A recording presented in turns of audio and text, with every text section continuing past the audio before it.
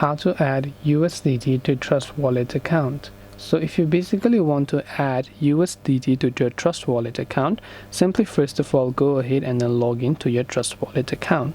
And this is the kind of interface you will see. So if you want to add it to your wallet, maybe you want to buy it. Now if you're talking about buying it, you can go to the buy option and simply search for USDT over here, and once done you'll simply be able to search for USDT and Ethereum and something like that. Then you'll be able to add it, right? Other way you can add it is by simply tapping the search bar over there. Then over there you want to type in USDT. Then from there you'll be able to see USDT Tether, which is Ethereum, and any of the other tokens over here. So you can simply select a certain one here, and then you can tap on the buy option or maybe to pin it to your home screen. So this way you should be able to add USDT on Trust Wallet. Hope this video was very helpful. If you have got any more questions, queries, or doubts, feel free to also leave them down below.